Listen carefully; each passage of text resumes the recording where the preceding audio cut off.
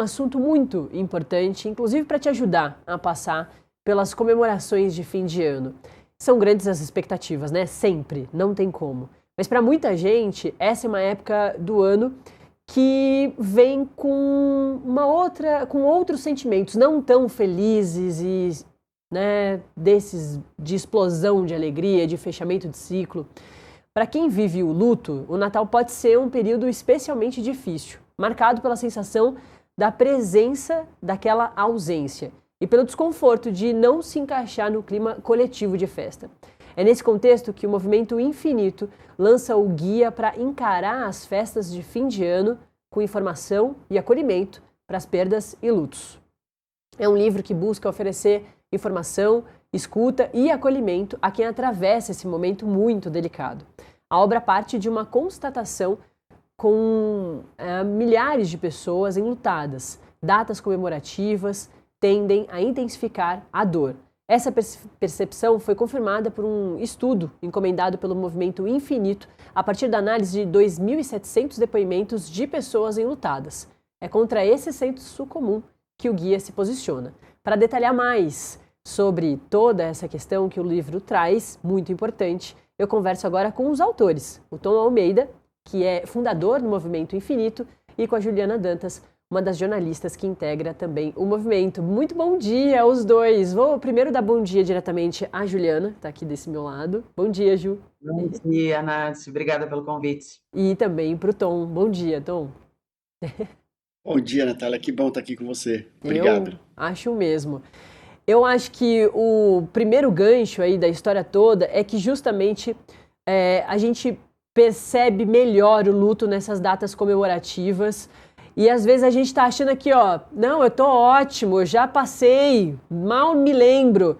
E aí chega uma data dessa e você se depara com isso. Às vezes você é surpreendido, né? Então eu queria muito que vocês falassem sobre o que vocês ouviram desses diversos depoimentos das pessoas enlutadas, se vocês chegaram exatamente a essa conclusão, né, de efemérides e aniversários, né, e principalmente no final de ano, que as pessoas já estão mais sensibilizadas, né, que é isso, fechamento de ciclo, mudança aí de vida. Vocês ouviram o que mais a partir desses depoimentos? Acho que dá pra gente começar com a Ju e o Tom vai completando e depois a gente intercala. Perfeito. A gente parte dessas milhares de vozes, né? Então a gente não está falando sozinho. Nós somos especialistas, mas somos também pessoas enlutadas. E a gente parte dessa leitura a partir do que a gente sempre fazia, que eram no nosso Instagram, né, o infinito.etc, a gente sempre fazia o que a gente chama de posts de acolhimento. Então a gente reconhece que em datas comemorativas, Dia das Mães, Dia dos Pais, Dia das Crianças, Natal, Ano Novo, talvez o luto tenda a se aflorar mais, porque fica mais claro isso que você falou, a presença da ausência. E uma das coisas que a gente percebeu é que, mais do que a própria ausência, a dor da perda, que já é suficientemente grande, muitas vezes a pessoa era pega desprevenida, porque o senso comum tende a impor que o luto tem um tempo, tem um prazo, tem uma régua. Ah, mas você ainda está chorando? Nossa, mas você já está rindo?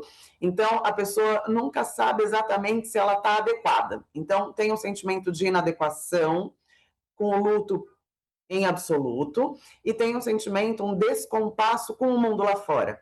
Então, a gente percebeu que quando os convites explícitos ou subjetivos de um Natal, de um Ano Novo começam a chegar, o que é endereçado como alegria, essas pessoas começavam a receber com temor. E aí, maior do que a dor da perda, passava a ser a dor de eu não sei como eu vou reagir, eu não sei se eu vou ter ambiente para expressar as gamas de sentimento que vierem, eu não sei se vão me acolher. E aí as festas passam a ser uma nova camada de pressão para quem já tem uma dor principal, que é a dor da ausência. Eu já ouvi muito isso, Tom, das pessoas dizendo, eu odeio o Natal. E muito porque são pessoas enlutadas, né, que perderam ali e por causa disso não fazem mais reuniões, porque às vezes o núcleo ali familiar já não, né, não tá mais aqui.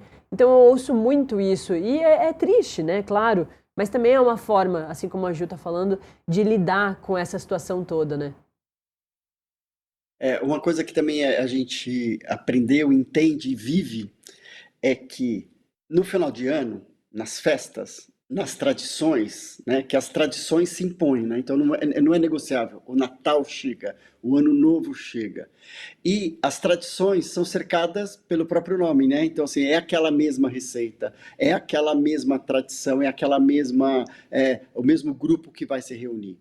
E quando falta alguém, é como se fosse colocado um foco de luz, uma lupa naquela ausência. Então, assim, é aquele lugar vazio na mesa, é aquela cadeira vazia, é aquela piada que não existe mais, é aquele jeito, aquela receita. Então, aquela falta fica mais evidente. Que durante o ano, de uma certa forma, as coisas já vão se acomodando. Mas daí, com a chegada do ano, isso fica mais evidente. O que a gente busca trazer e oferece no nosso guia, justamente isso, assim, são alternativas. Primeiro, que você não precisa ficar refém dessa data. Então, assim, tem até um capítulo que fala assim, você não é obrigado a nada. Então, até de romper com todas as tradições, tipo assim, não, se isso te faz mal, isso vai te trazer mais dor, tá tudo bem você romper com isso. E também a gente traz outros caminhos de ressignificar, de recriar algo. Então, assim, aquela receita, será que você não gostaria de refazer ou tentar aprender com alguém, com alguma outra tia, ou então criar um novo ritual para honrar aquela pessoa? E outra coisa que eu acho que é super interessante, que você trouxe, Natália, das pessoas assim, falam assim, eu não gosto do Natal, eu tenho a sensação que eu não estou inadequado. E a gente, quando começou a falar bastante nos últimos 2 anos sobre, especialmente as festas de final de ano, a gente recebeu depoimentos de pessoas que falavam assim, então é por isso. Uhum. A pessoa não tinha conseguido, porque assim, não, mas a minha mãe já morreu faz 8 anos. Sim. Então não imagina que é aquilo ainda. Ou, então é por conta do meu divórcio. Então também assim, a gente ajudou as pessoas a nomearem o porquê daquele sentimento. E daí quando dá um nome, a pessoa fala, agora eu entendi o porquê. Então eu vou validar essa dor. Não é só porque eu não gosto, agora eu entendo porque eu não gosto. Eu entendo onde dói, eu entendo onde que está me pegando, então daí eu tenho como agir. E daí o guia a gente busca trazer sugestões, convites, autorizações, e é meio que uma conversa que eu e a Ju fomos fazendo, né, escrevendo e no estilo de uma conversa, para pedir para sugerir para que a pessoa olhe para dentro e pense o que você está sentindo, onde que dói, o que falta, o que você gostaria, quais os pedidos você gostaria de fazer, quais os nãos que você quer dizer, quais os sim que você quer dizer. Então, eu acho que é esse caminho. Mas, assim, entender o que eu estou passando, dar um nome para esse sentimento já é, tipo, um grande caminho. Ô, Ju,